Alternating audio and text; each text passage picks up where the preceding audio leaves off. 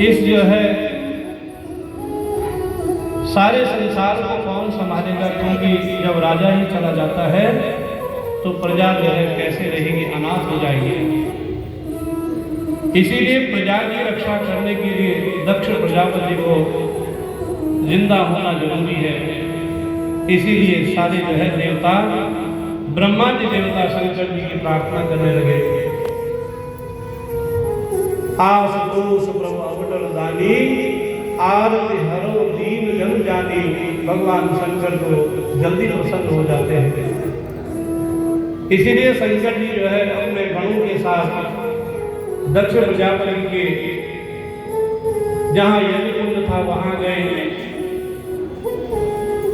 उधर देखा जो है सब सहस किया हुआ है।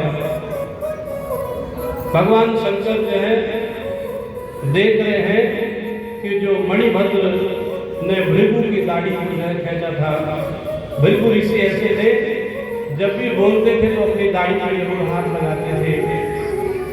तो मणिभद्र जो भगवान शंकर के गण हैं, उन्होंने भृगु ऋषि की दाढ़ी को नोच लिया था। अब जब जो है भृगु ऋषि को बकरे की दाढ़ी लगवा दी। इधर जो है खूंखा के दांत तोड़ दिए थे, तो उनको कहा कि तुम सत्तू पी करके काम चलाओ, क्योंकि जिनके दांत नहीं होते ना वो ज़्यादा जो है कड़ी चीज नहीं खाते हैं। उनको कहा तुम सत्तू पी के घोल के खा जाओ। और इधर जो है नंदी देवता ने भग देवता के जो है आंख फोड़े थे, तो उनको कहा कि तुम मित्र की दृष्टि से दर्शन करो, मित्र की दृष्टि से देखो। अब तो जो है भगवान शंकर ने आदेश दिया कि जो मेरे ससुर जी हैं उनका धड़ इधर ले आओ। तो जब धड़ इधर शंकर जी के पास में आए तो कहा कि इनको बकरे का सर लगा देते हैं और अपने जो है ससुर जी को बकरे का सर लगा दिया। उसके बाद जो है जो भी दक्ष ने यानी बकरे का सर दक्ष पे लगा, तो दक्ष ने हाथ जोड़ करके शंकर जी की प्रार्थना करी। महेशा नाम परो देवो महिम नो नाम परास्तुते, अघोरा नाम परो मंत्रो नास्ति सत्संग को कोई नहीं जान सकता है। आप जैसे हैं वैसा ही हमारा आपको प्रणाम स्वीकार है। प्रार्थना करी।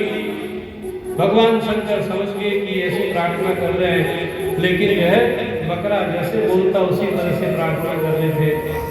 भगवान शंकर को हंसी आ गई अपने ससुर जी को देख करके। और आज भी भगवान शंकर के मंदिर में भक्त जो है दोनों गान बजाते हैं, भम भम भम भम करके बोलते हैं। तो शंकर जी कहते हैं मैं बड़ा प्रसन्न हो जाता हूँ उसको देख करके। श्री सूत जी ने सौनकाद ऋषियों से कहा कि हे सौनकाद ऋषियों, इधर जो है जब से सती चली गई तब से भगवान शंकर बड़े दुखी रहने लगे। और पितरों की जो 3 कन्याएं थी, एक का नाम था मैना, एक का नाम था धन्या और एक का नाम था कलावती। ये जो तीनों कन्याएं थी, ये तीनों कन्याएं आगे चल करके जो धन्या थी उसका विवाह जो है वृषभानुजा के यहाँ जो हुआ।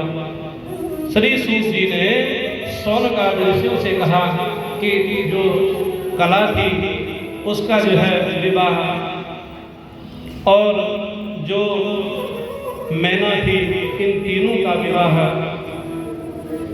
पितरों ने जो धन्या थी उसका विवाह जनक जी के साथ किया। और जनक जी के घर में जानकी उत्पन्न हुई, माता सीता।